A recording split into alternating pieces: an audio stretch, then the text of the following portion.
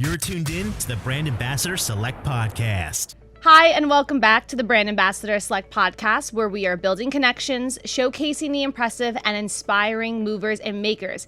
Today, we're going to learn how podcaster, reality television personality, and webmaster Ming Chen turned a fan website for the movie Clerks into a successful career, spanning from starring in AMC's The Comic Book Men, and now co-founding a shared universe podcast studio, which is where we are today, and where we've been broadcasting for the last 40-something episodes. So Ming, welcome to the show. Thank you very much. It's a huge honor, Lenore. Thank you so much. I gotta be honest with you, I had no idea that you weren't from Jersey.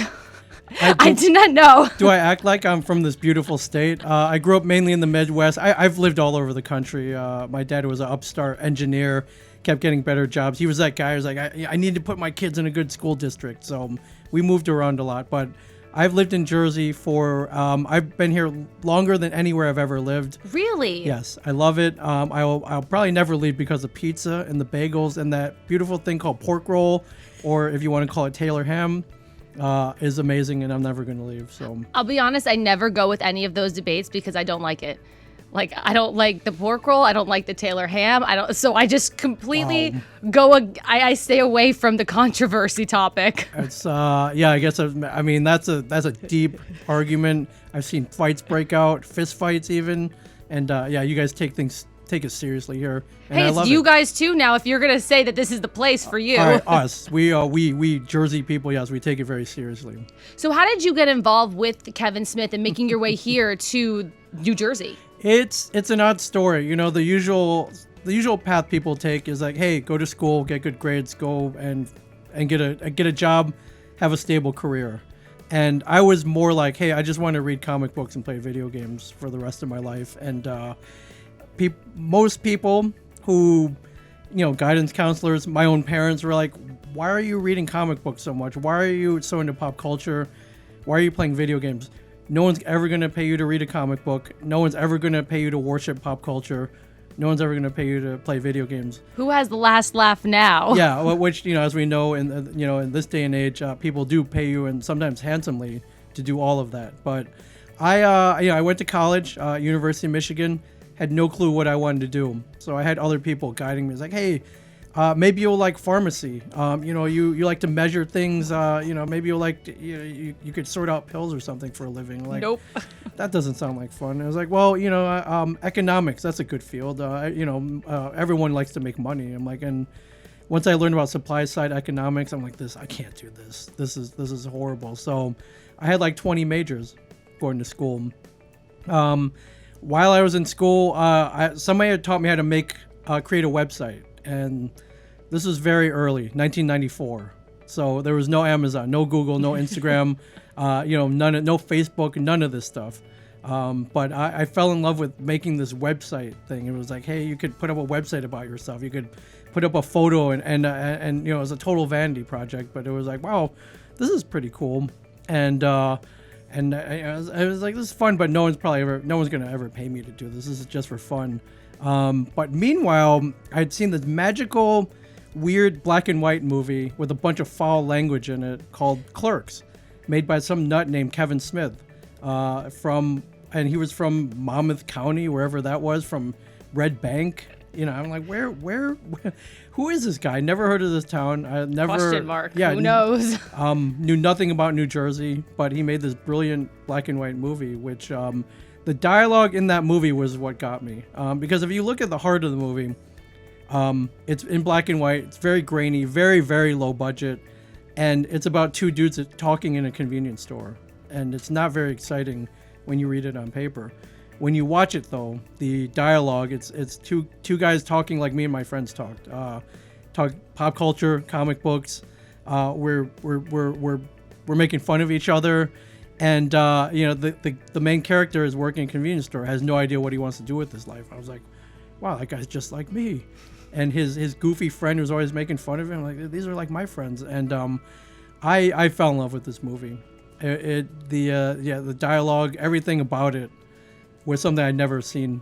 It was like nothing I'd ever seen before. Like, this is, I didn't know that this counted as a movie. A bunch of guys talking in a convenience store. I mean, hey, there's a marker for everything, right? Yeah. So I'm a big geek. Like I become obsessed with things that are kind of obscure, and I needed to channel that fandom somehow. And as it so happened, I was learning how to build websites. So I was like, hey, maybe I should make a fan website. I'll channel my fandom out that way. And what I was really trying to do was find other fans of the movie. Other people to BS with. You right, know what I mean? Exactly, because none of my friends would watch it. It was in black and white. It was an independent movie. They're like, well, are there any ray guns in it? Are there any lightsabers? There's no color? Yeah. What I know. year is this? Yeah, where's the color? And it was 94. And, to be fair with them, the other movies out that year were Forrest Gump, Stargate, Pulp Fiction. Movies that had action, gun battles, other dimensions, like portals to another world. So, I couldn't blame them. But I tried my hardest to get my friends to watch it. They wouldn't watch it. So I was like, all right, I'll go out to the world.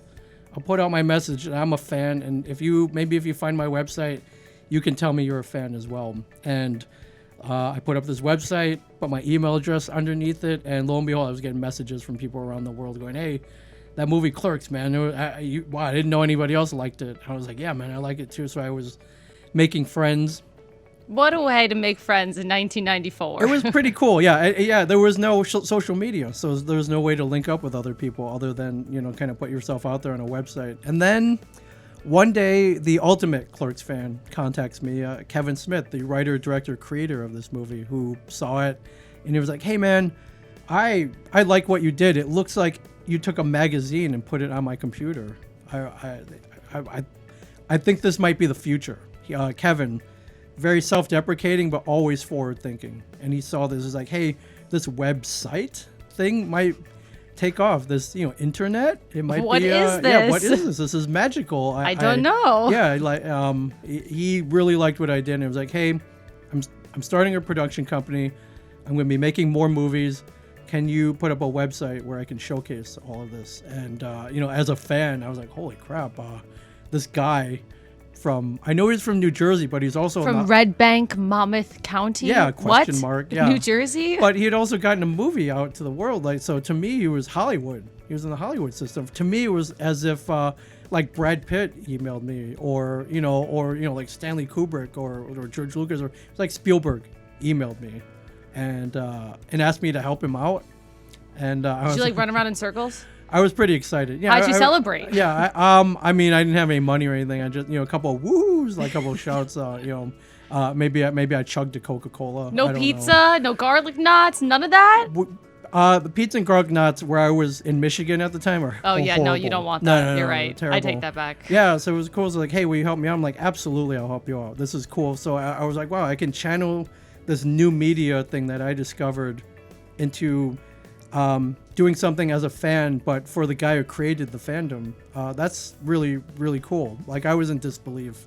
And he was literally like, hey, can you call me tomorrow? I'm like, oh my God. I'm getting your number? He gave me his number, and I called him, and he picked up, and we started hatching plans for this website. And that eventually got me to Jersey. We built this whole fan community. We would throw all-day film festivals where fans would come out, and he would do Q&As after the movies. And we set up a message board where he would interact with fans. Very, very forward-thinking. I was basically his social media manager before there was any social media. So it was pretty cool. I was I'm very lucky, but I was able to channel my fandom into working for the guy who created the fandom. It was a very unique thing at the time. Throughout all the projects that you've had the opportunity to work on, what would you say is the biggest lesson you've learned? I think, and the thing I tell, because now they're like, hey, will you come talk to kids and motivate them? I'm like, you don't want me to tell them to not study and just read comic books and video games. So I don't work hard. Yeah, get good grades, and which helps, of course. But I usually tell these kids or anybody who wants to do something like I did. I was like, listen, go with your heart. Don't let people steer you away from what you love doing. Like people try to do with me. If you like playing video games, great. Go play video games. Start a Twitch channel. Start streaming. You never know. You might blow up to be... I thought about doing that. Yeah, I'm not good, but I see these girls on there that are not good. that have a name for themselves. Yeah. If you want to make short films, great. Go make short films. Shoot them on your smartphone, put them on YouTube, and do that. You get those out to an audience. If you want to start your own radio show, start a podcast. Grab a friend, start your own podcast. Get that out there. Come here. Yeah, come here. Start your podcast here to share the universe. Whatever you love doing, and if someone tells you it's not cool or it won't get you anywhere, but you love doing it, keep doing it because it definitely worked out for me, and I've seen it work out for other people for sure. It seems like a lot of people have asked you how to start a podcast. Where do you go? What do you do? Yeah. Is that how this whole studio was born? It did. You and Mike, right? Yeah, me and Mike Zapsik, my fellow co-star on the TV show Comic Book Men. Through the TV show, we got invited to a lot of Comic-Cons. But before that, we started a podcast. Kevin, again, very forward-thinking, saw podcasting as the future. He started way back in 2007, blew up, is known as one of the top podcasters now. He got all of us into it. He's like, hey, I'm starting a network. I need other shows that aren't just me. I want you and grab Mike. I want you guys to start a podcast. And I'm like, I can't. About what? Yeah, about what? It's like, I can't do this. You're famous already. Of course people are going to listen to you. I'm at the time, this was pre-TV show, I was known as a guy who worked for Kevin. So, it wasn't, and only fans knew that. And it was kind of an obscure thing. And I was like, I don't have a built-in audience like you do. I don't even have a show idea. Why would I do this? I was the guy who uploaded his podcast to like iTunes. I was the behind-the-scenes guy. I was perfectly fine doing that. But he was like, I need other voices. I know you love pop culture. I know you love fandom. Start a podcast about that. I'm like, really? I can start a podcast about Star Wars, comic books, and food? Those are like the top 3 things that I love in life. All 3. He's like, that's a podcast. I'm like, no way. Like, who's gonna listen to that? Nobody. That's not a show. And he's like, your audience out there will be other people who love Star Wars, comic books, and food, or some variation of the 3, or maybe only one of the 3. But if you start and you keep going, and you said those are the 3 things that you love, can you talk about them for, I don't know, 45 minutes to an hour without even researching anything? I'm like, oh yeah. Definitely. Yeah, absolutely. And that's what we did. We sat down in the back of Kevin's comic book shop around a poker table, and we recorded our first episode, and it was so much fun that we wanted to keep going. And that was over 10 years ago and over 300 episodes ago. So it worked out. In small ways, it led to getting a TV show. And what were some of the... Okay, so I've seen a bunch of episodes, right? Thank What you. was not shown? Like, what are some of the funny things or the stories that were not seen on actual television? There has to be a few. I think the things that didn't make it on the TV show were just, our TV show is based around people coming in to buy or sell things at the comic book shop in Red Bank. It's Kevin's comic book shop. It's called Jay and Silent Bob's Secret Stash. So we had a bunch of people come in. They were real people looking to buy or sell something. And, some of them maybe were not as personable, or maybe they got stage fright, or maybe they were just not as animated as we would have liked to have seen them on TV. So those are the ones that didn't make it. I think for the most part, anything that was funny or entertaining pretty much made it. So what didn't make it? If you watch Comic Book Men, it's 4 guys in the show. There's one guy, he's a big tall guy, he's got a big beard, he's very cantankerous, cranky, has a bad attitude, doesn't smell all that great, and he's the one who was known as the guy who made fun of me all the time. That was kind of our roles. He was the jokester. I bore the brunt of a lot of the punching bag. I was the punching bag, as they called me. And he's very funny, he's very quick, very fast with the insults. But he doesn't have a filter either. So I would say maybe about 80% of the things he said on camera didn't make it. It's too hot for basic cable, too hot for AMC. So, and a lot of times he would do it on purpose, knowing that it wouldn't make it, but he couldn't help himself. So that, somewhere out there's a Brian Johnson reel of Too Hot for TV out there, and someday we may see it. Hey, I'm waiting for it. Yeah, for sure. I'm pretty sure if you got a bunch of people to like a Facebook page or something like that, they'll all support it. Somewhere buried in a vault is that gold somewhere. No, I'm going to have to go on some kind of like Ocean's 11 type heist to find it. Was there anything that a customer has brought into the store that you were complete at awe over? I'm a big G.I. Joe fan. For any of you you older kids out there from the 80s, and someone brought in in 1984 the G.I. Joe, where Hasbro, who makes G.I. Joe, came out with a 7-foot aircraft carrier. It's known as one of the biggest toys ever made, and it was also one of the most expensive toys ever made at that time. It broke the $100 barrier at the time. We're talking $84. So there was never a toy up until that point that cost that much, and I wanted this thing. I begged my mom and dad. I tried the old trick. You don't have to buy me a birthday or Christmas present for 10 years if you buy me this, and they weren't buying it. They didn't bite. So I never got it. This was in an era where the little figures that were supposed to go on the aircraft carrier were at most $3. So there was no way. My neighbor who lived behind me, who I hated, ended up getting it because his parents had just split up, and you know what happens to kids of divorce. They get whatever. Do you they hate want. him more? I did at the time when he got it for Christmas, and so I was on this 30-year quest to someday own it, and lo and behold, 30 years later, a guy brought it in the store. He wanted to sell it, offered a pretty good price, which unfortunately was actually 5 times the price of what I could have gotten it for originally. Oh. But in today's dollars and today's market, it was a pretty good deal.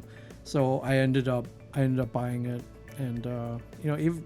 Is it above your mantle, like your fireplace? Is that where it's located? It's not. It's too big. It's too big. It's in pieces. I can't even set it up anywhere. I can't even set it up in here. It's too big. Really? Yeah. Would you say it was 6 feet? Is that 7 feet. Wow, that's a basketball player. Exactly. So so it sits in pieces now. But I was able to get it 30 years later. Never give up on your dreams, ladies and gentlemen. They may come true. Yeah, the G.I. Joes killed my Barbies growing up. They definitely won the battles in my household. That's too bad. As we know, females are way stronger. So and there were a lot of very strong, awesome female G.I. Joes as well. So yeah, my brothers didn't have those. They made sure to only get the guys to stomp on my Barbies going through. And now we know in hindsight that Barbie's way stronger. We know that for a fact. Mm-hmm. Okay, so I looked up. I'm not a very good comic person. Okay. I'll be honest with you. So I looked up fun facts. Okay. I want to see how good you are. Oh boy. I don't know them. I didn't know the answers. I looked up the questions. I don't want to give myself any credit whatsoever. This is just research. Okay, the first one. What alien species bonded with Eddie Brock to become Venom? They just kept calling a symbiote. Ding ding ding ding ding. Okay, I didn't know if it was if they got even more elaborate than that. Oh, I don't. No. Yeah. Okay, let's go next one. In what issue did Wolverine first appear? If you Google it, it will say The Incredible Hulk 181. Yeah, that's what I. Oh, we know I got 180. Well, it is his true first appearance. His first full appearance is 181. That's the one that's worth like $20,000. But he appears on the last panel of 180. And technically that's his first appearance, but so we're both right. Okay. Yeah. You're 2 for 2 right now. Okay. So which Star Wars movie does the line "Luke, I am your father" come from? That would be Empire Strikes Back, the immortal line, "Luke, I am your father." The one no. shocked the world. It's not Empire Strikes Back. Well, I mean, yes, but apparently he never said the word Luke. It's just I am your father. So that's a trick question. You're supposed to be the pop culture guy. All right. The exact line is "No, I am your father." Okay. And then, We'll redeem yourself there. I like. Okay, I didn't know I was being tricked. I didn't know I was being. It's trivia. Okay. You never know. You know what? As a nerd, yes, we should be correcting everybody. And it's like, no, he never says that. It's not "Luke, I'm your father." It's like, "No, I'm your father." The word Luke is never uttered. Okay, I love it. This one may be a difficult one. Okay. Who was the first actor to portray James Bond on screen? Wow. The key word is on screen. That's a great question. So I mean, it's not a trick question, but it's not Sean Connery or George Lazenby. or I think Woody Allen even took a turn. No. I You're don't. good. You're good. Oh, You're on the keep right going? path. You're on the right path. Well, it He wasn't says- Roger Moore. Wasn't Woody. Shoot. I cannot pull his name out. Who was it? So his name is Barry Nelson. Barry Nelson. He appeared in the 1954 made-for-TV movie adaptation of Casino Royale. Wow. Okay. Well, now we know. Now we're gonna win every trivia. You're contest. right. So if you ever go on Who Wants to Be a Millionaire or Jeopardy or Yeah. something like that, and this is the question, you better get it right. Right. Wow. Barry Nelson. Where is he now? Not alive, probably. I don't think so. Yeah. Okay. Good Now, question. who wrote the McDonald's jingle, I'm Lovin' It? Wow. Is this somebody I should know? I don't know. I did not know. This is a I'm total loving like, it, but this is all pop culture. So Yeah. I mean, was it Alan Thicke? Because it wasn't Alan Thicke. No. Was it somebody? Was it somebody that we know? I don't know. I mean, like, I know the name. Okay. What's the name? Pusha T. Pusha T. All right. Yeah. That's I had no clue about that. Pusha T. Yeah. Okay. I thought maybe it was like Michael Jackson. Wrote it. I was like, oh my god. Really? No. You're not like Okay. So that far off. Pusha T. No. Okay, I got a bunch. I want to see how Oh good yeah, you go are. for it. What Top Gun character is Captain Marvel's cat named after? It was Goose. Anthony Edwards. Ding ding ding ding Yeah. ding. That's a good one. What are the names of the 4 Hogwarts houses? Ravenclaw, Hufflepuff, Gryffindor, and Slytherin. You are good. Not in my order, but you were good. Okay. When just a child living on the street, Storm attempted to what? I mean, her powers changed to weather. Did she? I think she tried to shoplift something, but I can't. Was it food? Was she shoplifting food, or? You're getting did she try hot. to You're getting steal a colder. car? You're getting no, she didn't try colder. to steal a car. What was she shoplifting? What is the answer? Pickpocketing Professor Xavier. Ah, right. Okay. Yes. You were warm. Yes. Very warm. Now we got Fin Fang Foom Yes. is the alien from From. Oh crap! I should know this. It's not. What is it? Maklu 4. I think that's the 4. What's the I and the V? That's the 4, right? Yes. Yeah. Okay. Oh, it's a planet. Oh. See, I told you I was not definitely the one that knows these Yes. answers. Okay, another one. Good questions. Comic books were first popularized in the United States during what decade? The 1930s. You're good. Okay. And the last one on my list Ooh, of okay. testing you. What was the first known proto-comic book magazine in the U.S. called? Proto comic book magazine. So it wasn't Action Comics. It was probably something before that. I don't know. What was it called? The Yellow Kid in McFadden's okay. Flats in 1897. Yes, it caused a lot of controversy. Yes. You did pretty good. I could have done better. I'm gonna get grilled for. They're like, oh my god, you didn't know Fing Fang Foom, but yes. I'll make sure to cut that into a specific No, clip. no. I'm so terrible at trivia. I'm awful at comic book trivia. What was actually the comic book that got you started into everything? It was Avengers. The Avengers number 214 was my very first comic book. I got it when I was in first grade. A fellow classmate had gifted it to me, and just the cover entranced me. Like I knew of comic book characters, but I had never read a comic book up until that point. And getting this, I was like, wow, this is not Jack and Jill went up the hill. To catch a pail of water. Yeah, right. This is not ABCs or 1, 2, 3s. This is not Dr. Seuss. What is this? And it blew my mind that there were costume characters. There was a guy in gold and red armor. There was a guy with a big shield. There was a woman who was covered in cat fur named Tigra. And there was a guy with a flaming skull riding a motorcycle. Can you imagine at 6 years old you're seeing this for the first time? And my mind was just blown. So I read that thing cover to cover. There was an ad for like fart spray and invisible specs. Like all this stuff entranced me as a kid. So that got me in immediately. And I still have that. I still have that book many years later. Is that on the mantle? Not the G.I. Joe It's stuff? not on the mantle. Unfortunately, it's in a box in storage. I should display it as the one that started it all. But Yeah. But Next to your name tag. Yeah, and it's funny that people are like, "Oh, what's that worth? What's your most valuable comic book?" And you can measure it in dollars and cents. And that book I just mentioned is worth, if it's in really good condition, maybe $10. But your first one is invaluable for sure. Have you ever thought of actually creating your own comic I have. book or character? I have. I like if I were to do it, like now would be the time to do it, right? I was on a Time's TV, a-ticking. I was on a show about comic books. I'm sure if it was halfway decent, there would be a publisher out there and an artist who would be out there who would be willing to draw it. It's intimidating though. As a fan, you want it to be good. You don't want it to be awful. And the other thing is I'm surrounded by great talent, so it's hard to measure up. Kevin Smith is a comic book writer. All these people came on our show, or who I say at Comic-Cons, they're known professional creators. So it's tough. I guess I should really just ask them for advice. I really should put pen to paper, but it's harder. It's harder than it looks for sure. But I do want to do it for sure. So what advice do you actually have for anybody who's looking to start a podcast for, just because they want to, or for even a business? I think a lot of people are intimidated by this. Like, I have to buy gear. There's a lot of technology. Where do I upload it? And how do I get listeners? Maybe, some people are like, well, after I buy all this, how do I make my money back?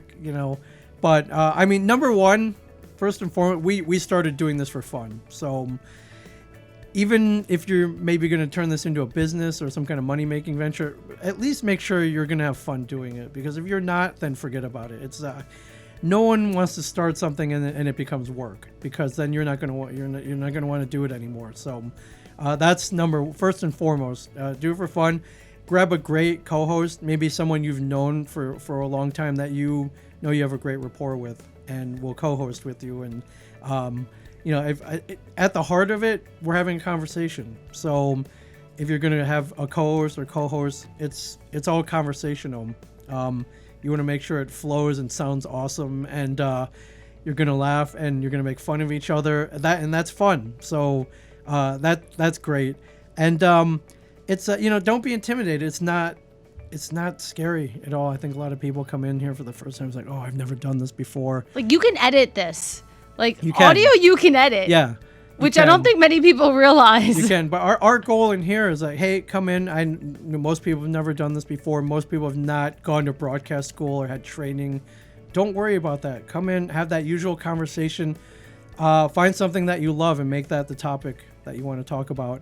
And come in and just do it. And I almost guarantee you, within that first episode, you're like, wow, that was fun. When can I come back? This is cool. I mean, we live in a world where all the walls have broken down. If you wanted to be on the radio, most people had to go to a broadcast school and then go on an audition and have like a radio station and a demo. And you've been through all this. I have them all. Yeah, and all that you've been through. I'm sure you're prepared. It was painstaking. It may have been, there may have been times where you got frustrated. But now if you want your own radio show distributed worldwide, you can come in here and start a podcast. And all you have to do is talk. It's very simple. Yeah. The website is ashareduniverse.com if you would like to reach out to Ming. His email address is ming@ashareduniverse.com as well. You can follow him on socials at Ming Chen 37. Thank you so much for joining us today. Thank you. That's a wrap on another episode of the Brand Ambassador Select podcast. Don't forget to hit that subscribe button so you never miss one. More at brandambassadorselect.com, and we will see you next time.